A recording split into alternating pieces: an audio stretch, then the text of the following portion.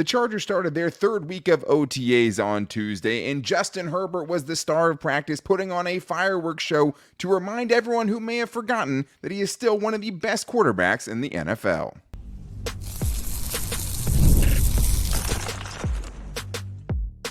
You are Locked On Chargers, your daily podcast on the Los Angeles Chargers. Part of the Locked On Podcast Network, your team every day. What is up, and welcome into the Locked On Chargers podcast. I'm your host, Daniel Wade, joined as always by my co-host, David Drogemeyer, and we've been covering the Chargers now for 9 seasons, but this is our 7th year as the host of the Locked On Chargers podcast, bringing you your team every day. Thank you guys, as always, to the everydayers out there for making us your first listen. And to make sure that you never miss the show, go subscribe or follow for free on the Locked On Chargers YouTube channel and listen wherever you get your podcast from. David, what do we got today? Daniel, Justin Herbert was on a mission in practice yesterday. He wanted to remind everybody that he is absolutely an elite quarterback, and I can't wait for him to show the entire league that he is this season. And San Diego native and former Baltimore Ravens safety Tony Jefferson is going to get a tryout next week at the Chargers, a mandatory minicamp, so we'll see what comes from that. And we get to hear from former first-round pick Quentin Johnston and how he is fueled by that drop and how he's going to put that behind him and not let that happen again. Yeah, the one in Green Bay seemingly still sitting with him and now using that for motivation, which he absolutely should. And also nice to hear from his new wide receiver coach, Sanjay Law, who did some miracle work with DK Metcalf. Maybe Quentin Johnston can follow in those footsteps. But today's episode is brought to you by Game Time. Download the Game Time app, create an account, and use the code LOCKEDONNFL for $20 off your first purchase. Terms apply. David, the reports came out from Chargers OTAs on Tuesday. It's always great hearing from Eric Smith, the Chargers team writer. Daniel Popper put extensive notes out on practice too, so go subscribe there if you haven't, because he always puts out great notes. But the main thing that both of them had in common to say was that Justin Herbert was out there lighting things up. And I think when you're seeing OTAs, it's like, okay, well, how much does that really matter that Justin Herbert's out there putting on a light show, right? But I think the thing is when you're already talking about a dude that these guys know well and know is extremely good, and they're saying even by his standards, he went out there and kind of just reminded everyone that he's that guy, you kind of take notice of it. And I think it was just the difficulty of the throws and the consistency of whether it's picking up third downs, whether it was red zone work where he killed it as well, that he is never to be forgotten as one of the best quarterbacks in the NFL. Yeah, I think we've seen it time and time again. Every single game that Justin Herbert plays out there, he's able to make throws that make you go, wow. How did he make that throw? How did he thread that? How did he float that over the defender? How did he throw that 65 yards down the field on a dime in the breadbasket? It's because this dude's legit one of the best quarterbacks on the face of the earth. That's why. And he reminded everybody today or yesterday at practice, at OTAs, that he still has that same talent, and I can't wait for him to have that defense and have that rushing attack that will affirm him as one of the best quarterbacks in the league by providing the wins that are going to do that for him. Yeah, and I love the fact that the Chargers are doing 11-on-11s even this early, right? This isn't just a 7-on-7, nobody rushing him, nobody in his face, not throwing over offensive linemen type of practice, right? Daniel Popper said they basically did 3 11-on-11 periods. The first one was third downs, where they were only doing third downs and exclusively third downs. And he said Justin Herbert was perfect on every third down throw and would have been perfect on the day had DJ Chark not dropped one of them. They would have converted literally every single time, which is on brand for Justin Herbert. Then they went to the red zone, had 5 plays in the red zone. Justin Herbert threw 3 touchdowns, right? That's another one. And then needing something late in the game, Justin, according to Chris Harris Jr., not Clutch Herbert, went down, took the team on a game-winning drive with a game-winning field goal by Cameron Dicker. So everything he could have done, he did. And there was also just notes of, a threaded pass to Zach Hines, an undrafted free agent, in the back of the end zone. There was also a video on the Chargers social media, if you go on their Twitter, where he's doing like a no-look pass, which is a new Justin Herbert thing. I'd like to see that in the repertoire.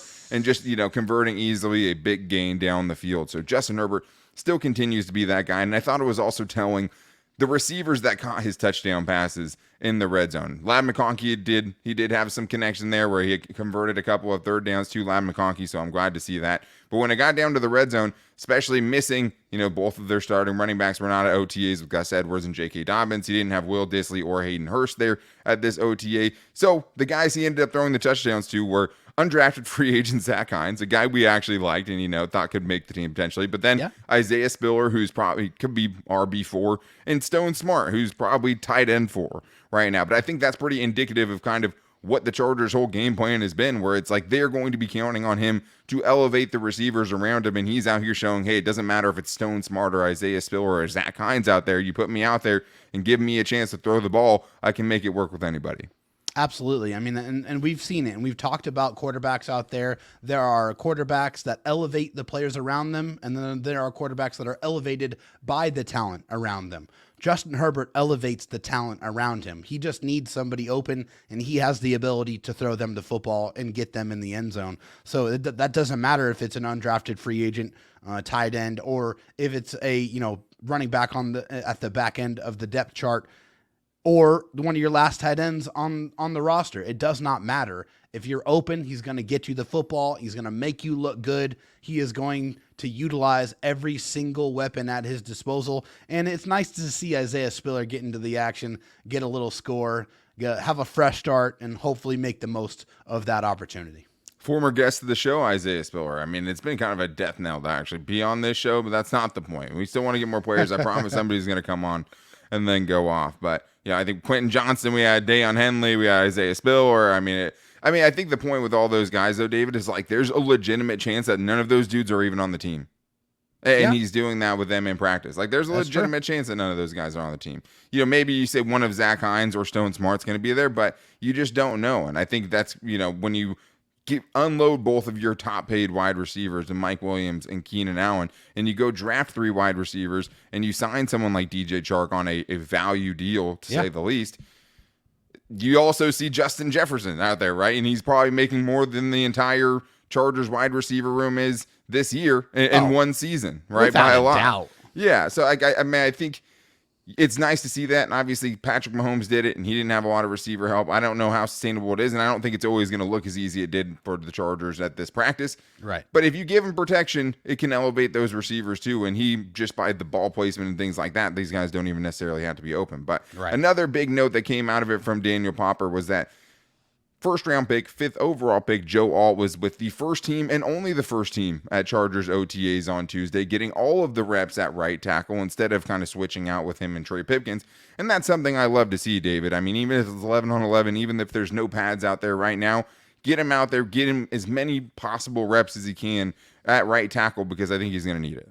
Yeah, let's not play any games here, right? Like there's no surprise who is going to be the right tackle for the Chargers for the foreseeable future, right? It's going to be Joe Alt.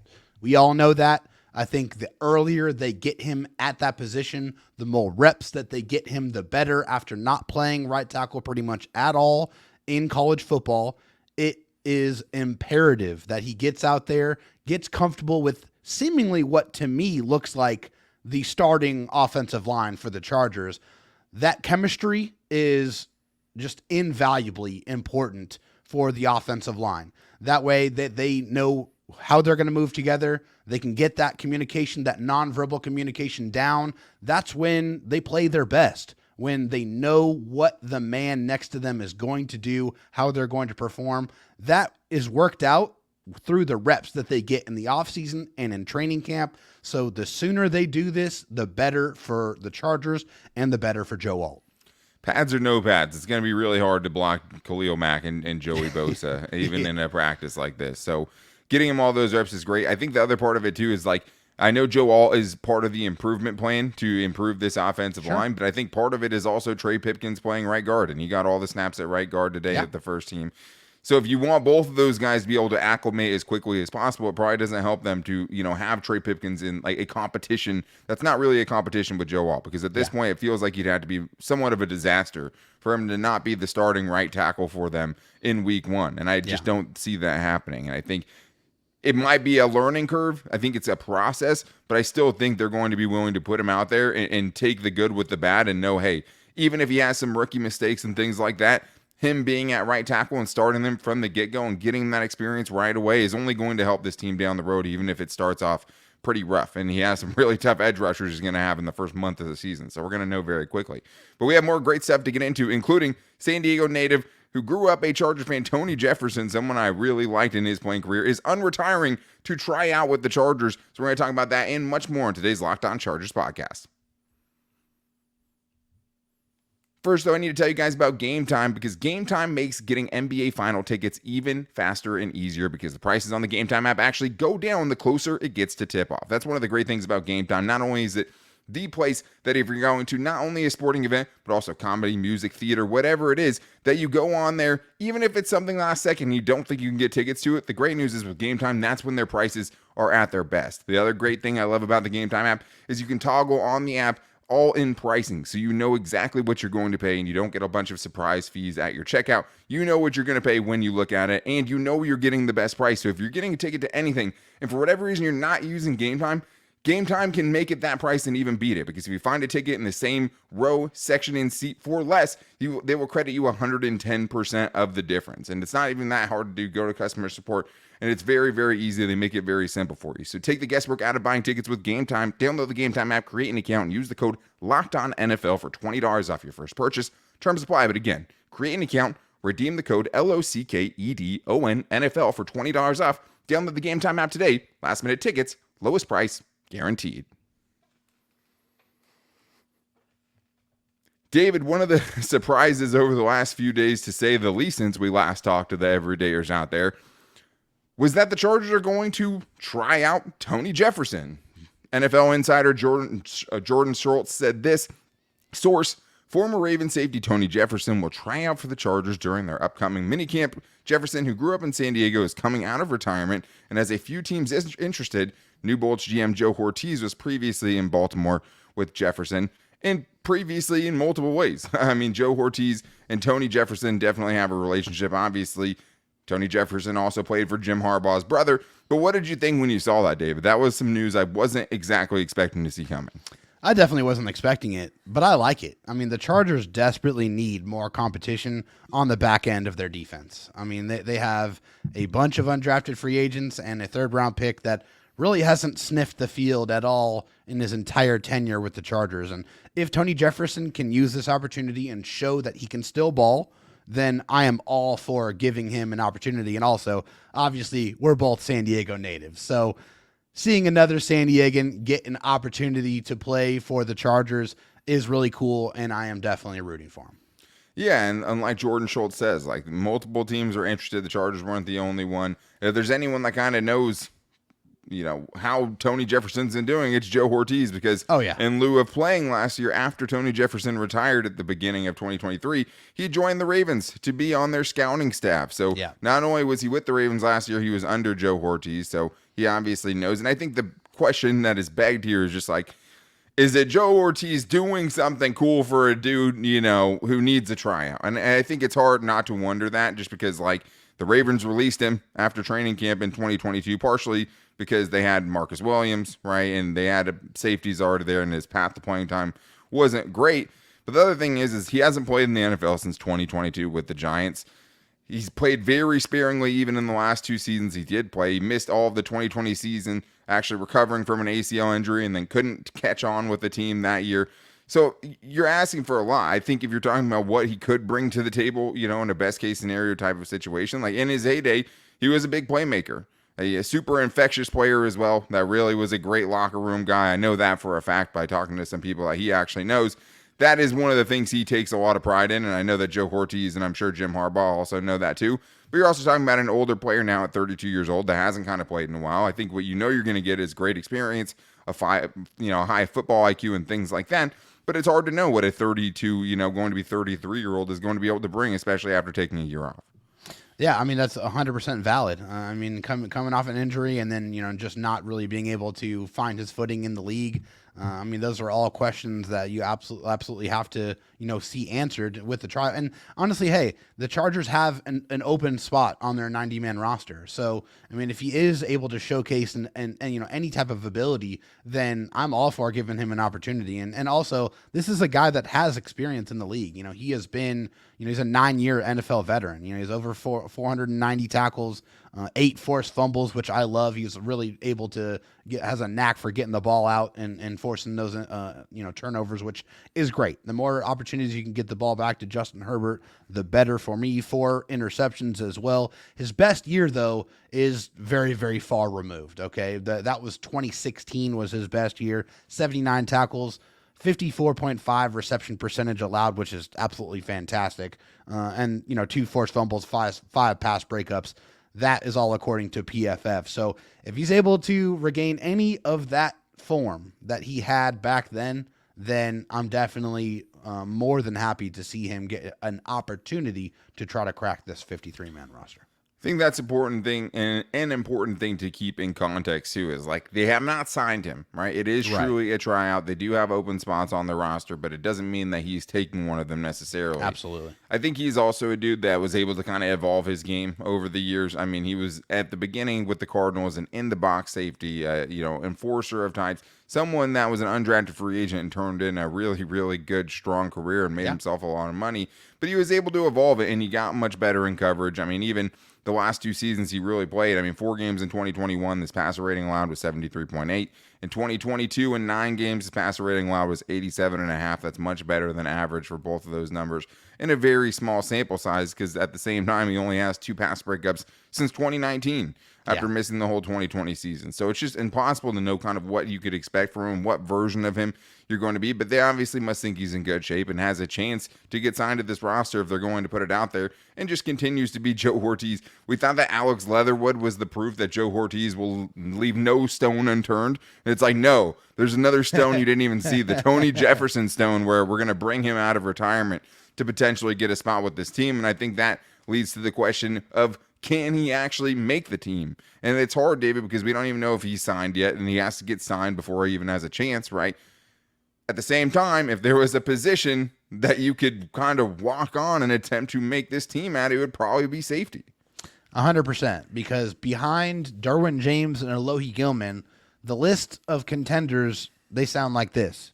Undrafted free agent Akeem Dent, undrafted free agent in his second year AJ Finley, undrafted free agent Thomas Harper, undrafted free agent Jalen Phillips, and former third-round pick JT Woods, like I mentioned earlier, has barely stepped foot on the football field in a Chargers uniform on an active game day. So there's not a lot of competition there, just to be 100% fair, right? So if there was any position on this roster where somebody, who has experience that could, get signed off the street and come in and compete and possibly earn a spot as a backup, in the NFL, it would be the safety position for the Chargers. So like that opportunity is there, and we'll see if, Tony Jefferson is able to impress at his tryout and see if the Chargers will offer him a deal.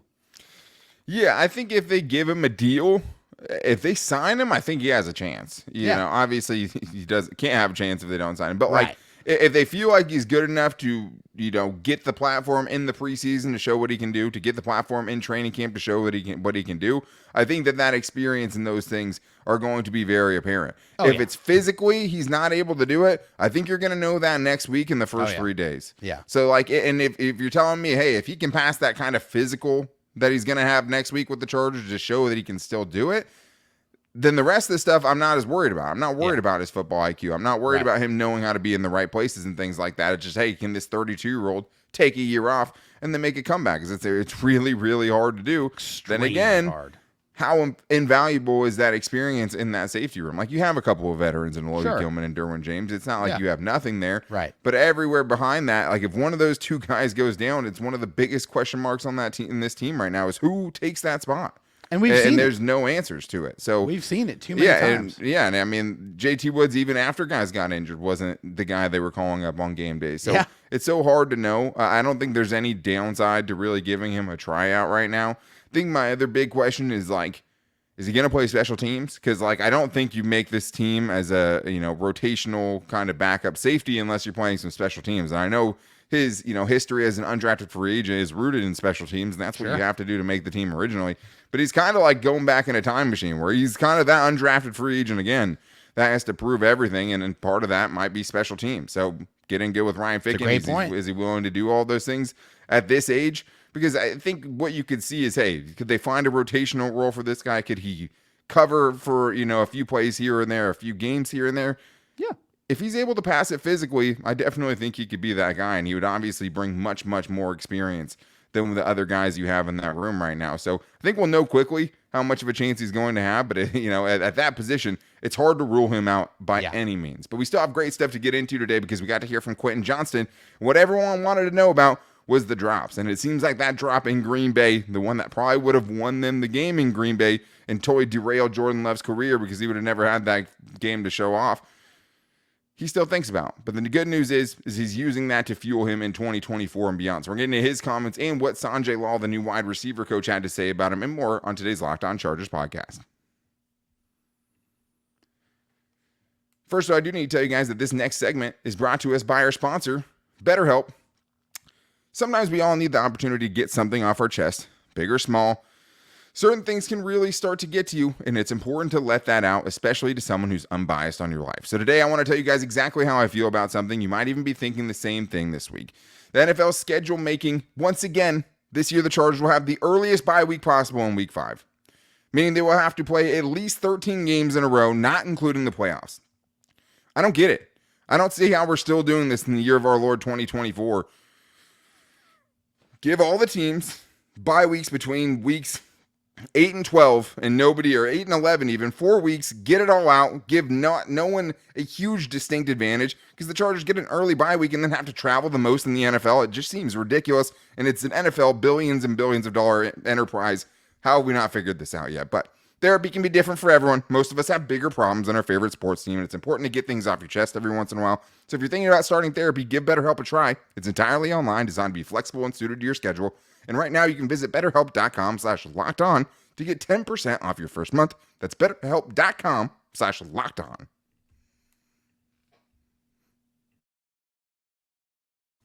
All right, David, well, we still have more great stuff to get to because we got some press conferences from OTAs on Tuesday, including Quentin Johnston speaking at the mic, his new receiver coach, Sanjay Law, speaking at the mic. Josh Palmer talked a little bit as well on Tuesday. But I think the thing that Quentin Johnston really opened up most about were his drops. And I think if you're talking to any Chargers fan and you ask them, what is the one thing that Quentin Johnston needs to do better in 2024? I think 99% of them, are going to tell you drops. The one other 1% be like, hey, he probably has to get better at his releases off the line of scrimmage so he's not getting manhandled by these corners and getting slowed down so Justin Herbert can't get him the ball. But everyone remembers the drops, and so does he, because he talked about the drop specifically in Green Bay. But I do want to tell everyone to make sure they're checking out Locked On Sports Today, the first ever national 24/7 sports streaming channel where you get sports everywhere around the country 24/7 with the local expertise that only the Locked On local experts who cover their team every day can bring you. So make sure you guys check it out. It's the first of its kind, the Locked On Sports Today 24/7 live streaming channel. Make sure to go subscribe to Locked On Sports Today on YouTube. David, let's get to Quentin Johnston, who obviously wanted to talk about the drops and brought up the specific drop in Green Bay. But I really liked what he had to say about, hey, it happened, I'm accountable for it, and I'm using that to make sure those kind of moments don't happen again. Yeah, so, and obviously I remember the drop quite vividly because I was at the stadium watching it while it happened. Shout out Game Time. Yeah, shout out Game Time for getting me that ticket. I really do appreciate that. But yeah, it was very clear listening to Quentin Johnston in this press conference that he's very, very well aware of that, and he understands that that can't happen again. And he really did attribute most of the drop issues to the concentration factor. Saying, hey, I need to pay attention to all the critical factors of making the catch, where my hand placement is, watching the ball into, into my body, making sure that I'm following it all the way in. Like, these are all things that I know that I need to get better at and that I focused on getting better at, and that I need to lock in and be laser focused on that in practices and take it more seriously. So it seems like he understands it. He is going to use it for fuel, and he's not going to allow that to inhibit his progression going forward in his second year in the league.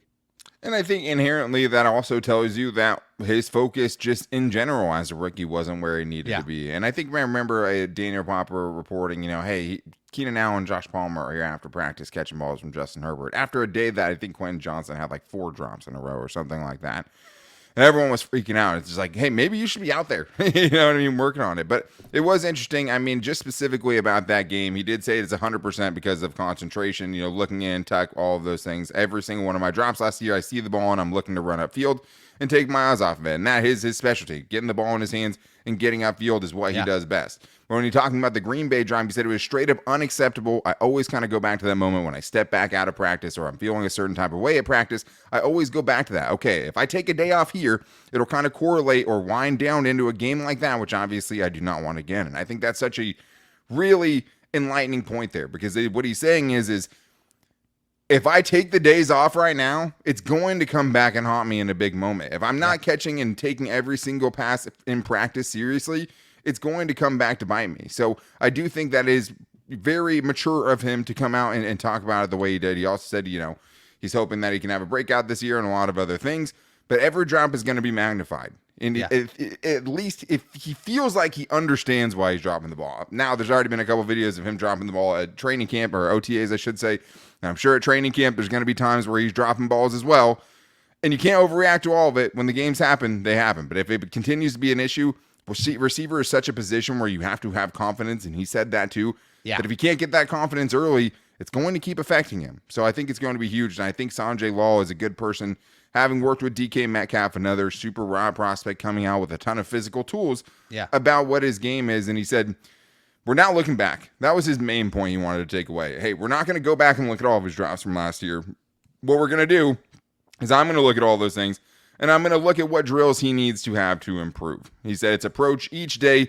I don't like to put a ceiling high or low, or high or low on someone. He said the potential is very high, just coaching him with great detail. That's been kind of a key theme. Josh Palmer talked about the same thing, the details, the little details. And I thought it was very interesting. He also said he's got juice. He's really improved some of his stop type of routes, like keeping his shoulders over his feet longer and not looking early. That's a big jump he's made so far. I like that he's in the hands of new wide receiver coach Sanjay Law, who is just the latest coach to kind of rave about Quentin Johnston and what he could be able to do. Well, and also it's your coach pumping you up, right? It's giving you that confidence, saying, hey, I see what you're capable of doing. And let's not make a mistake here. Quentin Johnston does have factors that he can utilize that are effective at the NFL level. You get the ball in his hands and watch what he can do in space, and you see 3 defenders try to drag him down, and the whistle have to be blown before they call the play dead. They can't even get him on the ground. That's almost every single play. When you watch Quentin Johnston, it's kind of crazy how difficult it is to drag that man down on the ground. Now, do I feel like he was utilized in the best way last year? No, I don't. And so I'd love to see them, and change his role and more specifically format that role to where they enhance what he does well. Yeah. Don't send him down the field on these go routes. That's not what he is built for. Put him in the Z role where you can put him in motion, get him streaking across the field on those drag routes, and you're going to see a lot more magic when you use him properly. So hopefully these are all things that we will see this year. But I love the fact that Sanjay Law is paying very close attention to the details and putting specific drills in front of these receivers to correct what he sees are deficiencies in their game. Yeah, it was also interesting. And to your point, it has to come from both sides. It has to be, really substantial personal improvement for Quentin Johnston. And it also has to be an improvement from the coaching staff and the offense in the ways they use him. Those things have to come together. It can't just be one or the other. If they really want to see him have a really nice bounce back year, it has to be from both sides. And I do trust this coaching staff to know what his strengths are and to try to use those. Also thought it was interesting with Sanjay Law to say just about every drop is different. Some is an old over-the-shoulder drop, like the one in Green Bay, in which Quentin Johnston also said, hey, once Justin Herbert scrambled, I should have stayed on my path. Part of the problem was he slowed down and made it a much more difficult catch on himself. Yeah. Not every drop is the same. Some could be looking upfield. Some could be, just how soft are your hands? Are your hands too soft? Is it, you didn't sink down to the ball and get it in the right spot. So like there's just a lot of different things. No drop is the same. They're all different reasons. It's, hey, what's the kind of underlying theme here and how can we address it with the drills that we're running? But just to talk a little bit about the detail part of it. I mean, Josh Palmer also talking said it was the most detail-oriented emphasis that I've ever been a part of. I would say that's the biggest difference in squaring. And that's another big thing for Quentin Johnston because Josh Palmer said, I know I better get to 10 as far as like yards or where he's supposed to be on the field because there's no room to get to 9, no room to get to 11. I know Justin is going to throw it at 10. And that was one of Quentin Johnston's biggest things where like there's no freelancing, as Josh Palmer said. Yeah. If you're running this route and you have to be on this hash or you have to cut it 10 yards, there's no, hey, I'll cut it 12 yards. I'll cut it 8 yards. Justin Herbert's going to throw it to where the spot you're supposed to be. So you better make sure you're at that exact spot every time. And if you want to get the trust of your superstar quarterback, those are the little details, the finer things that you have to be able to have down. And Sanjay Law said, to this new coaching staff's credit, they're not rushing in meetings. If there's a little tiny thing that's off like that, they'll stop the whole thing and they'll talk about why it's important and why it has to change. And they're not going to rush through it. They're going to get it right. And I think that's coming from the top, from Jim Harbaugh. It is. And that's exactly what Sanjay Law said is the biggest thing about Jim Harbaugh was the attention to detail. Josh Palmer, same thing, the attention to detail. All of these little finer details are what hopefully can make this team improve. They matter. In 2024, and they absolutely matter. But it also matters that you guys are back for the next show because we have a very special guest. ESPN Chris Rim is coming on after going to these Chargers practice. Can't wait to hear who he thinks has been standing out so far, what he thinks about the rookies, how much things have changed under Jim Harbaugh, and so much more. So make sure you guys don't miss it. Go subscribe or follow for free on the Locked On Chargers YouTube channel and listen wherever you get your podcast from, as well as finding the show every day on all of our social media. You can find it on Twitter at Locked On LAC, on Instagram at Locked On Chargers, and our Locked On Chargers Facebook page. I also post the show every day as well at Dan Talk Sports on Twitter and David at Dro Talk SD. So thank you guys so much for checking out this show. Make sure you guys are back. We might be getting the interview on tomorrow, so we might be getting a little earlier show, a Thursday show, as opposed to a Friday show this week. So make sure to check back in with us tomorrow because we have a very special guest with Chris Rim. But until then, guys, take it easy and go Bolts.